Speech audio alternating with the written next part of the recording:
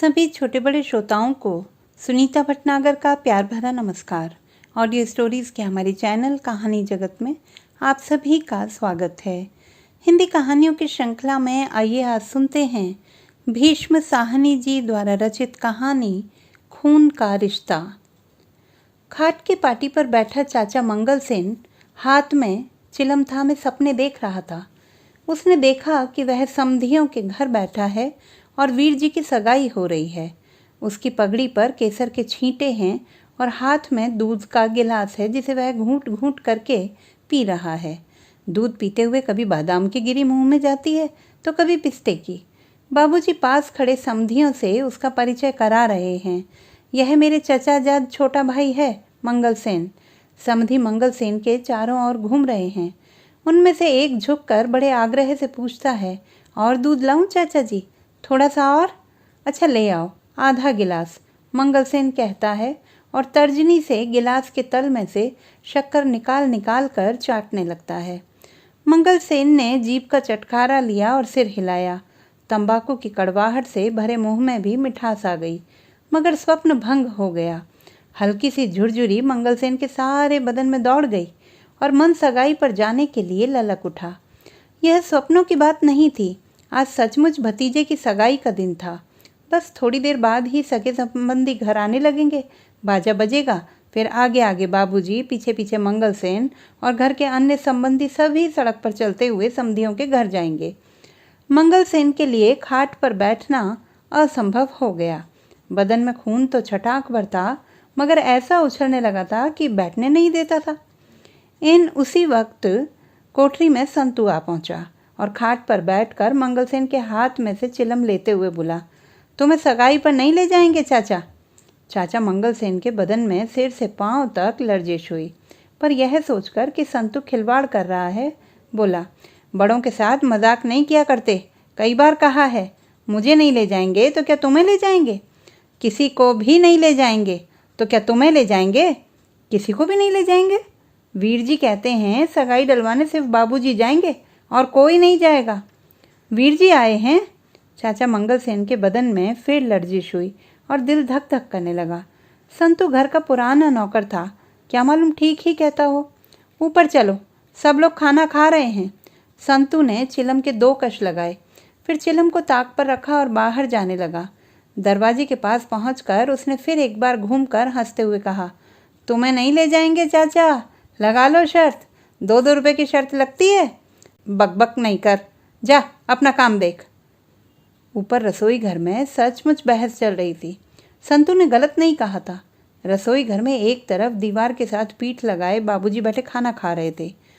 चौके के एन बीच में वीर जी और मनोरमा भाई बहन एक साथ एक ही थाली में खाना खा रहे थे। माँ जी चूल्हे के सामने बैठी पराठे सेक रही थी।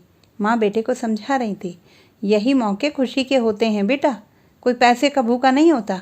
अकेले तुम्हारे पिताजी सगाई डलवाने जाएंगे तो समधी भी इसे अपना अपमान समझेंगे।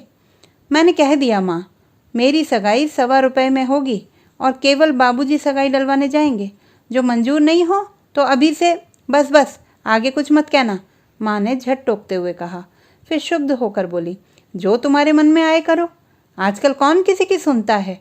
छोटा सा परिवार और इसमें भी कभी कोई काम ढंग से नहीं हुआ। मुझे तो पहले ही मालूम था तुम अपनी करोगे। अपनी क्या करेगा? मैं कान खींचकर इसे मनवा लूँगा, बाबूजी ने बेटे की ओर देखते हुए बड़े दुलार से कहा। पर वीर जी खींच उठे, क्या आप खुद नहीं कहा करते थे कि ब्याह शादियों पर पैसे बर्बाद नहीं करने चाहिए? अब अपने बेटे की सगाई का वक्त आया तो सिद्धांत ताक पर रख दिए। बस आप अकेले जाइए और 1.25 रुपया लेकर सगाई डलवा लाइए। वाह जी, मैं क्यों न जाऊँ? आजकल बहनें भी जाती हैं, मनोरमा सिर झटक कर बोली। वीर जी तुम इस मामले में चुप रहो। सुनो बेटा, न तुम्हारी बात न मेरी, बाबूजी बोले। केवल 5 या 7 संबंधी लेकर जाएंगे, कहोगे तो बाजा भी नहीं होगा। वहाँ उनसे कुछ मांगेंगे भी नहीं, जो समधी ठीक समझें दे दें, हम कुछ नहीं बोलेंगे। इस पर वीर जी तुनक्कर कुछ कहने जा ही रहे थे जब सीढ़ियों पर मंगल सेन के कदमों की आवाज़ आई। अच्छा अभी मंगल सेन से कोई बात नहीं करना, खाना खा लो, फिर बातें होती रहेंगी, मां जी ने कहा। 50 बरस की उम्र के मंगल सेन के बदन के सभी चूल ढीले पड़ गए थे। जब चलता तो उचक उचक कर हिचकोले खाता हुआ, और जब सीढ़ियाँ चढ़ता तो पांव घसीट कर बार बार छड़ी ठकोरता हुआ। जब भी वह सड़क पर जा रहा होता, मोड़ पर का साइकिल वाला दुकानदार हमेशा मंगल सेन से मजाक करके कहता, आओ मंगल सेन जी, पेंच कस दें। और जवाब में मंगल सेन हमेशा उसे छड़ी दिखाकर कहता, अपने से बड़ों के साथ मजाक नहीं किया करते, तू अपनी हैसियत तो देख। मंगल सेन को अपनी हैसियत पर बड़ा नाज था। किसी ज़माने में फ़ौज में रह चुका था, इस कारण अब भी सिर पर खाकी पगड़ी पहनता था। खाकी रंग सरकारी रंग है। पटवारी से लेकर बड़े बड़े इंस्पेक्टर तक सभी खाकी पगड़ी पहनते हैं। इस पर ऊंचा खानदान और शहर के धनी मानी भाई के घर में रहना ऐंठता नहीं तो और क्या करता। दहलीज पर पहुंचकर मंगल सेन ने अंदर झांका। खिचड़ी मूछें सस्ता तंबाकू पीते रहने के कारण पीली हो रही थी। घनी बाहों के नीचे दाईं आंख कुछ ज़्यादा खुली हुई और बाईं आंख कुछ ज़्यादा सिकुड़ी हुई थी। सामने के 3 दांत गायब थे। भौजाई जी, आप रोटियां सेक रही हैं नौकरों के होते हुए? आओ मंगल सेन जी, आओ, जरा देखो तो यहाँ कौन बैठा है। नमस्ते चाचा जी, वीर जी ने बैठे बैठे कहा। उठकर चाचा जी को पालागन करो बेटा, तुम्हें इतनी भी अकल नहीं है, बाबूजी ने बेटे को झिड़क कर कहा। वीर जी उठ खड़े हुए और झुककर चाचा जी को पालागन किया। चाचा जी झेंप गए। कोने में बैठा संतू, जो नल के पास बर्तन मलने लगा था, कंधे के पीछे मुंह छिपाए हंसने लगा। जीते रहो, बड़ी उम्र हो, मंगल सेन ने कहा और वीर जी के सिर पर इस गंभीरता से हाथ फेरा कि वीर जी के बाल बिखर गए। मनोरमा खिलखिलाकर हंसने लगी। सगाई वाले दिन वीर जी खुद आ गए हैं, वाह वाह। बैठ जा मंगल सेन, बहुत बातें नहीं करते, बाबूजी बोले। आप मेरी जगह पर बैठ जाइए, चाचा जी मैं दूसरी चटाई ले लूँगा, वीर जी ने कहा। 2 मिनट खड़ा रहेगा तो मंगल सेन की टांगें नहीं टूट जाएंगी, बाबूजी बोले। यह खुद भी चटाई पकड़ सकता है। जाओ मंगल सेन, जरा टांगे हिलाओ और अपने लिए चटाई उठा लाओ। माँ जी ने दांत तले होंठ दबाया और घूर घूर कर बाबूजी की ओर देखने लगी। नौकरों के सामने तो मंगल सेन के साथ इस तरह रुखाई से नहीं बोलना चाहिए, आखिर तो खून का रिश्ता है, कुछ लिहाज करना चाहिए। मंगल सेन छज्जे पर से चटाई उठाने गया। दरवाजे के पास पहुंचकर नौकर की पीठ के पीछे से गुजरने लगा तो संतू ने हंसकर कहा, माँ नहीं है चाचा जी, मैं देता हूँ, ठहरो, एक ही बर्तन रह गया है, मलकर उठता हूँ। संतू निश्चिंत बैठा कंधों के बीच सिर झुकाए बर्तन मलता रहा। मनोरमा घुटनों के ऊपर अपनी ठुड्डी रखे दोनों हाथों से अपने पैरों की उंगलियां मलती हुई कोई वार्ता सुनाने लगी। दुकानदारों की टांगें कितनी छोटी होती हैं भैया, क्या तुमने कभी देखा है? अपने भाई की ओर कनखियों से देखकर हंसती हुई बोली। जितनी देर वे गद्दी पर बैठे रहें ठीक लगते हैं, पर जब उठें तो सहसा छोटे हो जाते हैं। इतनी छोटी छोटी टांगें। आज मैं एक दुकान पर सूटकेस लेने गई। उठो संतू, चटाई ला दो, हर वक्त का मजाक अच्छा नहीं होता, चाचा मंगल सेन संतू से आग्रह करने लगा। वहाँ खड़े क्या कर रहे हो मंगल सेन, चलो इधर आओ। उठ संतू, चटाई ले आ, सुनता नहीं तू? इसे कोई बात कहो तो कान में दबा जाता है, माँ बोली। संतू की पीठ पर चाबुक पड़ी। उसी वक्त उठा और जाकर चटाई ले आया। माँ जी ने चूल्हे के पास दीवार के साथ रखी 2 थालियों में से एक थाली उठाकर मंगल सेन के सामने रख दी। मैले रुमाल से हाथ पोंछते हुए मंगल सेन चटाई पर बैठ गया। थाली में आज 3 भाजियां रखी थीं। चपातियां खूब गरम गरम थीं। सहसा बाबूजी ने मंगल सेन से पूछा, आज रामदास के पास गए थे क्या? किराया दिया उसने या नहीं? मंगल सेन खुशी में था। उसी तरह चहक कर बोला, बाबूजी वह अफीमची कभी घर पर मिलता है? कभी नहीं, आज घर पर था ही नहीं। एक थप्पड़ मैं तेरे मुंह पर लगाऊंगा। तुमने मुझे क्या बच्चा समझ रखा है? रसोई घर में सहसा सन्नाटा छा गया। माँ ने होंठ बीच लिए। मंगल सेन की पुलकन सिहरन में बदल गई। उसका दायां गाल हिलने सा लगा, जैसे चपत पड़ने पर सचमुच हिलने लगता है। 6 महीने का किराया उस पर चढ़ गया है, तू करता क्या रहता है? नुक्कड़ में बैठे संतू के भी हाथ बर्तनों को मलते मलते रुक गए थे। भाई बहन फर्श की ओर देखने लगे। हाय बेचारा, मनोरमा ने मन ही मन कहा और अपने पैरों की उंगलियों की ओर देखने लगी। वीर जी का खून खौल उठा। चाचा जी गरीब हैं ना, इसीलिए इन्हें इतना दुत्कारा जाता है। और परांठा डालूं मंगल सेन जी, माँ ने पूछा। मंगल सेन का कौर अभी गले में ही अटका हुआ था। दोनों हाथों से थाली को ढकते हुए हड़बड़ाकर बोला, नहीं भौजाई जी, बस जी, जब मेरे यहाँ रहते हुए यह हाल है तो जब मैं कभी बाहर जाऊँगा तो क्या हाल होगा? मैं चाहता हूँ तो कुछ सीख जाएगा और किराए का सारा काम संभाल लेगा, मगर 6 महीने तुझे यहाँ आए हो गए, तूने कुछ नहीं सीखा। इस वाक्य को सुनकर मंगल सेन के सर्द लहू में थोड़ी सी हरारत आई। मैं आज ही किराया ले आऊँगा बाबूजी। न देगा तो जाएगा कहाँ? मेरा नाम भी मंगल सेन है। मुझे कभी बाहर जाना पड़ा तो तुम्ही को काम संभालना है। नौकर कभी किसी को कमा कर नहीं खिलाते। जमीन जायदाद का काम करना हो तो सुस्ती से काम नहीं चलता, कुछ हिम्मत से काम लिया करो। मंगल सेन के बदन में जुड़जुड़ी हुई। दिल में ऐसा हुलास उठा कि जी चाह पगड़ी उतार कर बाबूजी के कदमों पर रख दे। हुमक कर बोला, चिंता ना करो जी, मेरे होते यहाँ चिड़ी फड़क जाए तो कहना। डर किस बात का? मैंने लाम देखी है बाबूजी। बसरे की लड़ाई में कप्तान रस्किन था हमारा। कहने लगा, देखो मंगल सेन, हमारी शराब की बोतल लॉरी में रह गई, वह हमें चाहिए। उधर मशीन गन चल रही थी। मैंने कहा, अभी लो साहब, और अकेले मैं वहाँ से बोतल निकाल लाया। ऐसी क्या बात है? मंगल सेन फिर चहकने लगा। मनोरमा मुस्कुराई और कनखियों से अपने भाई की ओर देखकर धीमे से बोली, चाचा जी की दुम फिर हिलने लगी। मंगल सेन खाना खा चुका था। उठते हुए हंसकर बोला, तो 4 बजे चलेंगे ना सगाई डलवाने? तू जा अपना काम देख, जो ज़रूरत हुई तो तुम्हें बुला लेंगे, बाबूजी बोले। चाचा मंगल सेन का दिल धक से रह गया। संतु शायद ठीक ही कहता था, मुझे नहीं ले चलेंगे। उसे रुलाई सी आ गई, मगर फिर चुपचाप उठ खड़ा हुआ। बाहर जाकर जूते पहने, छड़ी उठाई और झूलता हुआ सीढ़ियों की ओर जाने लगा। वीर जी का चेहरा क्रोध और लज्जा से तमतमा उठा। मनोरमा को डर लगा कि बात और बिगड़ेगी, वीर जी कहीं बाबूजी से ना उलझ बैठें। माँ जी को भी बुरा लगा। धीमे से कहने लगी, देखो जी, नौकरों के सामने मंगल सेन की इज्जत आबरू का कुछ तो ख्याल किया करो। आखिर तो खून का रिश्ता है, कुछ तो मुँह मुलाहिजा रखना चाहिए। दिन भर आपका काम करता है। मैंने उसे क्या कहा है? बाबूजी ने हैरान होकर पूछा। यूँ रूखाई के साथ नहीं बोलते, वह क्या सोचता होगा? इस तरह बेआबरू किसी को नहीं करना चाहिए। क्या बक रही हो? मैंने उसे क्या कहा है? बाबूजी बोले। फिर सहसा वीर जी की ओर घूमकर कहने लगे, अब तू बोल भाई, क्या कहता है? कोई भी काम ढंग से करने देगा या नहीं? मैंने कह दिया, पिताजी आप अकेले जाइए और ₹1.25 लेकर सगाई डलवा लाइए। रसोई घर में चुप्पी छा गई। इस समस्या का कोई हल नजर नहीं आ रहा था। वीर जी टस से मस नहीं हो रहे थे। सहसा बाबूजी ने सिर पर से पगड़ी उतारी और सिर आगे को झुकाकर बोले, कुछ तो इन सफ़ेद बालों का ख्याल कर बेटा, क्यों हमें रुसवा करता है? वीर जी गुस्से में थे। चाचा मंगल सेन गरीब हैं, इसलिए उसके साथ ऐसा बुरा व्यवहार किया जाता है, यह बात उसे खल रही थी। मगर जब बाबूजी ने पगड़ी उतार कर अपने सफ़ेद बालों की दुहाई दी तो सहम गया। फिर भी साहस करके बोला, यदि आप अकेले नहीं जाना चाहते तो चाचा जी को साथ ले जाइए, बस 2 जने चले जाएं। कौन से चाचा को? मामा जी ने पूछा। चाचा मंगल सेन को। कोने में बैठे संतू ने भी हैरान होकर सिर उठाया। माँ झट से बोली, हाय हाय बेटा, शुभ शुभ बोलो। अपने रईस भाइयों को छोड़कर इस मरदूद को साथ ले जाएं तो सारा शहर थू थू करेगा। माँ जी, अभी तो आप कह रही थी खून का रिश्ता है। किधर गया खून का रिश्ता? चाचा जी गरीब हैं इसीलिए। मैं कब कहती हूँ यह न जाए, लेकिन और संबंधी भी तो जाएं। अपने धनी मानी संबंधियों को छोड़ दें और इस बहरूपिये को साथ ले जाएं, क्या ये अच्छा लगेगा? तो फिर बाबूजी अकेले जाएं। वीर जी परेशान हो उठे। मैंने जो कहना था कह दिया, अब जो तुम्हारे मन में आए करो, मेरा इससे कोई वास्ता नहीं। और उठकर रसोई घर से बाहर चले गए। बेटे के यूं उठ जाने से रसोई घर में चुप्पी छा गई।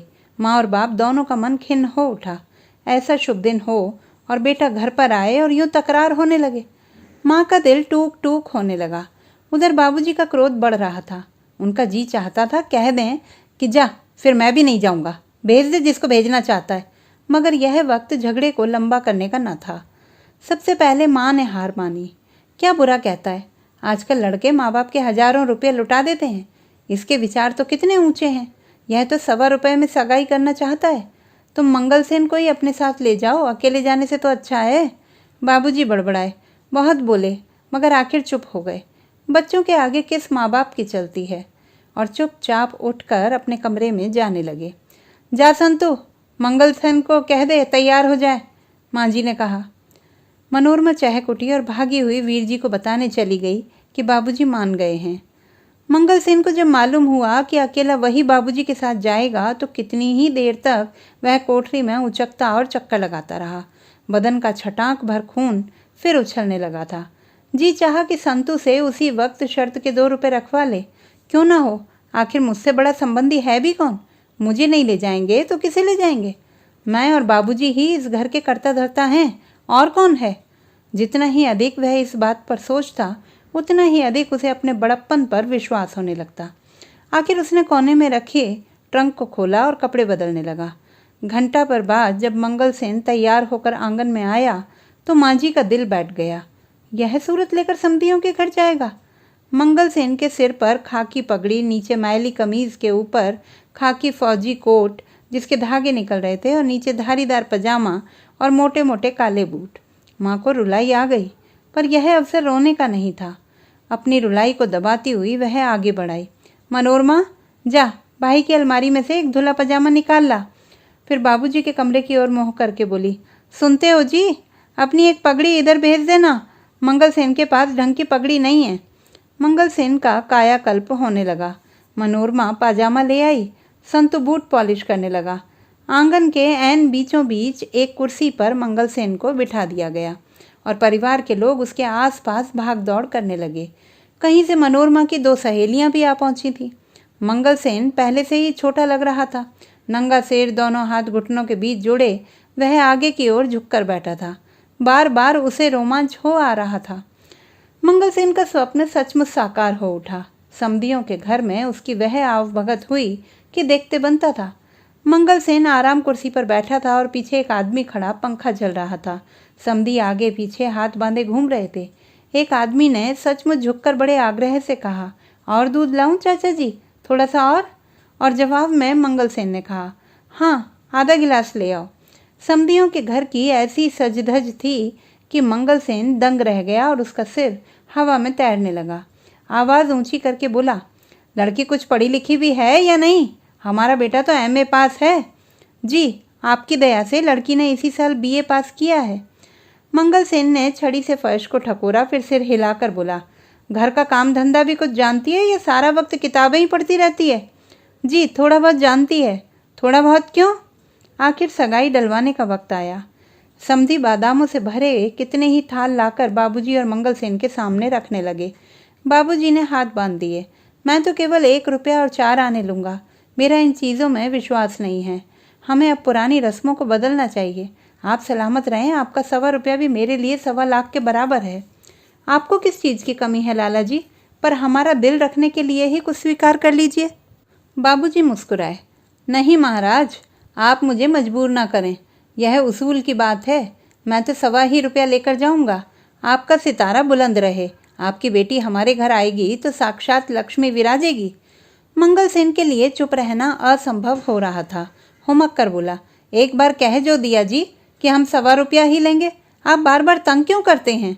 बेटी के पिता हंस दिए और पास खड़े अपने किसी संबंधी के कान में बोले, लड़के के चाचा हैं, दूर के, घर में टिके हुए हैं। लाला जी ने आसरा दे रखा है। आखिर समधी अंदर से एक थाल ले आए जिस पर लाल रंग का रेशमी रुमाल बिछा था और बाबूजी के सामने रख दिया। बाबूजी ने रुमाल उठाया तो नीचे चांदी के थाल में चांदी की 3 चमचम करती कटोरियां रखी थीं। एक में केसर, दूसरी में रांगला धागा और तीसरी में एक चमकता चांदी का रुपया और चमकती चवन्नी। इसके अलावा 3 कटोरियों में 3 छोटे छोटे चांदी के चम्मच रखे थे। आपने आखिर अपनी ही बात की, बाबूजी ने हंसकर कहा। मैं तो केवल 1.25 रुपया लेने आया था। मगर थाल स्वीकार कर लिया और मन ही मन कटोरियों, थाल और चम्मचों का मूल्य आंकने लगे। मनोरमा और उसकी सहेलियां छज्जे पर खड़ी थीं जब दोनों भाई सड़क पर आते दिखाई दिए। मंगल सेन के कंधे पर थाल था, लाल रंग के रुमाल से ढका हुआ, और आगे आगे बाबूजी चले आ रहे थे। वीर जी अब भी अपने कमरे में थे और पलंग पर लेटे किसी नॉवल के पन्नों में अपने मन को लगाने का विफल प्रयास कर रहे थे। उनका माथा थका हुआ था मगर हृदय धूमिल भावनाओं से उद्वेलित होने लगा था।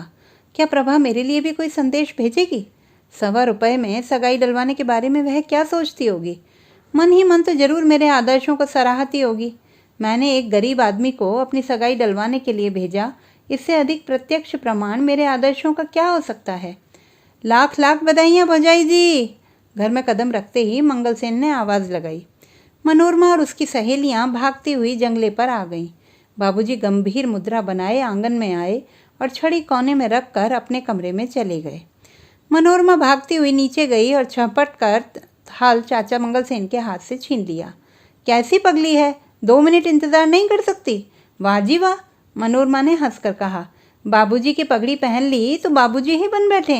लाइए मुझे दीजिए, आपका काम पूरा हो गया। मांझी की दोनों बहनें जो इस बीच आ गई थी मांझी से गले मिल मिलकर बधाई देने लगी। आवाज़ सुनकर वीर जी भी जंगले पर आ खड़े हुए और नीचे आंगन का दृश्य देखने लगे। थाल पर रखे लाल रुमाल को देखते ही उनका रोम रोम पुलकित हो गया। सहसा ही वे ससुराल की चीज़ों से गहरा लगाव महसूस करने लगे। इस रुमाल को जरूर प्रभा ने अपने हाथों से छुआ होगा। उनका जी चाहा कि रुमाल को हाथ में लेकर चूम लें। इस भेंट को देखकर उनका मन प्रभा से मिलने के लिए बेताब होने लगा। मांझी ने थाल पर से रुमाल उठाया। चमकती कटोरियाँ, चमकता थाल, बीच में रखे चम्मच। वीर जी को महसूस हुआ जैसे प्रभा ने अपने गोरे गोरे हाथों से इन चीज़ों को करीने से सजा कर रखा होगा। पानी पिलाओ संतू। चाचा मंगल सेन ने आंगन में कुर्सी पर बैठते हुए टांग के ऊपर टांग रखकर संतू को आवाज़ लगाई। इतने में मांझी को याद आई, 3 कटोरियाँ और 2 चम्मच, यह क्या हिसाब हुआ? क्या 3 चम्मच नहीं दिए समधियों ने? फिर बाबूजी के कमरे की ओर मुँह करके बोली, अजी सुनते हो? तुम भी कैसे हो? आज के दिन भी कोई अंदर जाकर बैठता है? क्या है? बाबूजी ने अंदर से ही पूछा। कुछ बताओ तो सही, समधियों ने क्या कुछ दिया है? बस थाल में जो कुछ है वही दिया है। तेरे बेटे ने मना जो कर दिया था। क्या 3 कटोरियाँ और 2 चम्मच से? नहीं तो चम्मच भी 3 थे। चम्मच तो यहाँ सिर्फ 2 रखे हैं। नहीं नहीं, ध्यान से देखो, जरूर 3 होंगे। मंगल सेन से पूछो, वही थाल उठाकर लाया था। मंगल सेन जी, तीसरा चम्मच कहाँ है? मंगल सेन संतू को सगाई का ब्यौरा दे रहा था। समधी हमारे सामने हाथ बांधे यों खड़े थे जैसे नौकर हों। लड़की बड़ी सुशील है, बड़ी सलीके वाली है, बीए पास है, सीना पिरोना भी जानती है। मंगल सेन जी, तीसरा चम्मच कहाँ है? कौन सा चम्मच? वहीं थाल में होगा। मंगल सेन ने लापरवाही से जवाब दिया। थाल में तो नहीं है। तो उन्होंने 2 ही चम्मच दिए होंगे। बाबूजी ने थाल लिया था। हमें बेवकूफ़ बना रहे हो मंगल सेन जी। तुम्हारे भाई कह रहे हैं 3 चम्मच थे। इतने में बाबूजी की गरज सुनाई दी। इसीलिए मेरे साथ गए थे कि चम्मच गंवाओगे। कुछ नहीं तो 5-5 रुपए का एक एक चम्मच होगा। मंगल सेन ने उसी लापरवाही से कुर्सी पर से उठकर कहा, मैं अभी जाकर पूछ आता हूँ, इसमें क्या है? हो सकता है उन्होंने 2 ही चम्मच रखे हों। वहाँ कहाँ जाओगे? बताओ चम्मच कहाँ है? सारा वक्त तो थाल पर रुमाल रखा रहा। बाबूजी, थाल तो आपने लिया था, आपने चम्मच गिने नहीं थे। मेरे साथ चालाकी करता है बज्जात। बता तीसरा चम्मच कहाँ है? मांझी चम्मच खो जाने पर विचलित हो उठी थी। बहनों की ओर घूमकर बोली, गिनी चुनी तो समधियों ने चीज़ें दी हैं, उनमें से भी अगर कुछ खो जाए तो बुरा तो आखिर लगता ही है। कैसा ढीठ आदमी है, सुन रहा है और कुछ नहीं बोलता। बाबूजी ने गरज कर कहा। चम्मच खो जाने पर अचानक वीर जी को बेहद गुस्सा आ गया। प्रभा ने चम्मच भेजा और वह उन तक पहुंचा ही नहीं। प्रभा के प्रेम की पहली निशानी ही खो गई। वीर जी सहसा आवेश में आ गए। वीर जी ने आव देखा न ताव मंगल सेन के पास जाकर उसे दोनों कंधों से पकड़कर झंझोड़ दिया। आपको इसीलिए भेजा था कि आप चीज़ें गंवा आएं। सभी चुप हो गए। सख्ता सा छा गया। वीर जी खिन्न सा महसूस करने लगे कि मुझसे यह क्या भूल हो गई और झेंप कर वापस जाने लगे। तुम बीच में मत पड़ो बेटा, अगर चम्मच खो गया है तो तुम्हारी बला से। सबका धर्म अपने अपने साथ है। एक चम्मच से कोई अमीर नहीं बन जाएगा। जेब तो देखो इसकी, बाबूजी ने गरज कर कहा। मौसियाँ झेंप गईं और पीछे हट गईं, पर मनोरमा से न रहा गया। झट आगे बढ़कर वह जेब देखने लगी। रसोई घर की दहलीज पर संतू हाथ में पानी का गिलास उठाए रुक गया और मंगल सेन की ओर देखने लगा। चाचा मंगल सेन खड़ा कभी एक का मुंह देख रहा था तो कभी दूसरे का। वह कुछ कहना चाहता था मगर मुंह से एक शब्द भी नहीं निकल रहा था। एक जेब में मैला सा रुमाल निकला, फिर बीड़ियों की गड्डी, माचिस, छोटा सा पेंसिल का टुकड़ा। इस जेब में तो नहीं है, मनोरमा बोली और दूसरी जेब देखने लगी। मनोरमा एक एक चीज निकालती और अपनी सहेलियों को दिखा दिखाकर हंसती। दाईं जेब में कुछ खनका। मनोरमा चिल्ला उठी, कुछ खनका है, इसी जेब में है, चोर पकड़ा गया, तुमने सुना मालती? जेब में टूटा हुआ चाकू रखा था जो चाबियों के गुच्छे से लगकर खनका था। छोड़ दो मनोरमा, जाने दो, सबका धर्म अपने अपने साथ है। आपसे चम्मच अच्छा नहीं है मंगल सेन जी, लेकिन यह सगाई की चीज़ थी। मंगल सेन की सांस फूलने लगी और टांगें कांपने लगीं, लेकिन मुंह से एक शब्द भी नहीं निकल पा रहा था। दोनों कान खोलकर सुन ले मंगल सेन, बाबूजी ने गरज कर कहा। मैं तेरे से 5 रुपए चम्मच के ले लूँगा, इसमें मैं कोई लिहाज नहीं करूँगा। मंगल सेन खड़े खड़े गिर पड़ा। बधाई बहन जी। नीचे आंगन में से 3-4 स्त्रियों की आवाज़ एक साथ आ गई। मंगलसेन गिरा भी अजीब ढंग से, धम्म से ज़मीन पर जो पड़ा तो उकड़ू हो गया और पगड़ी उतर कर गले में आ गई। मनोरमा अपनी हंसी रोके ना रोक सकी। देखो जी, कुछ तो ख्याल करो, गली मोहल्ला सुनता होगा, इतनी रुखाई से भी कोई बोलता है? माँ जी ने कहा। फिर घबरा कर संतू से कहने लगी, इधर आओ संतू और इन्हें छज्जे पर लिटाओ। वीर जी फिर खिन्न सा अनुभव करते हुए अपने कमरे में चले गए। मैंने जल्दबाजी की, मुझे बीच में नहीं पड़ना चाहिए था। इन्होंने चम्मच कहाँ चुराया होगा, जरूर कहीं गिर गया होगा। बाबूजी नीचे अपने कमरे में चले गए। शीघ्र ही घर में ढोलक बजने की आवाज़ें आने लगीं। मनोरमा और उसकी सहेलियां आंगन में कालीन बिछवा कर बैठ गईं। ढोलक की आवाज़ सुनकर पड़ोसिनें घर में बधाई देने आने लगी थी। ऐन उसी वक्त गली वाले दरवाजे के पास एक लड़का आ खड़ा हुआ। संकोचवश वह निश्चय नहीं कर पा रहा था कि अंदर जाएगा या वहीं खड़ा रहे। मनोरमा ने देखते ही पहचान लिया कि प्रभा का भाई वीर जी का साला है। भागी हुई उसके पास जा पहुंची और शरारत से उसके सिर पर हाथ फेरने लगी। आओ बेटा जी, अंदर आओ, तुम यहाँ पड़ोस में रहते हो ना? नहीं, मैं प्रभा का भाई हूँ। मिठाई खाओगे? मनोरमा ने फिर शरारत से कहा और हंसने लगी। लड़का सकुचा गया। नहीं, मैं तो यह देने आया हूँ, उसने कहा और जैकेट की जेब में से एक चमकता सफ़ेद चम्मच निकाला और मनोरमा के हाथ में देकर उन्हीं कदमों वापस लौट गया। हाय, चम्मच मिल गया माँ जी, चम्मच मिल गया। पर माँ जी संबंधियों से घिरी खड़ी थी। मनोरमा रुक गई और माँ से नज़रें मिलाने की कोशिश करते हुए हाथ ऊंचा करके चम्मच हिलाने लगी। चम्मच को कभी नाक पर रखती, कभी हवा में हिलाती, कभी ऊंचा फेंक कर हाथ में पकड़ती, मगर माँ जी कुछ समझ ही नहीं रही थी। छज्जे पर संतू ने मंगलसेन को खाट पर लिटाया और मुंह पर पानी का छींटा देते हुए बोला, तुम शर्त जीत गए, बस तनख्वाह मिलने पर 2 रुपये नगद तुम्हारी हथेली पर रख दूंगा। तो दोस्तों, ये थी हमारी आज की कहानी। आपको कैसी लगी कमेंट बॉक्स में लिखना ना भूलें। चैनल को सब्सक्राइब करें, लाइक करें और मित्रों के साथ शेयर करें।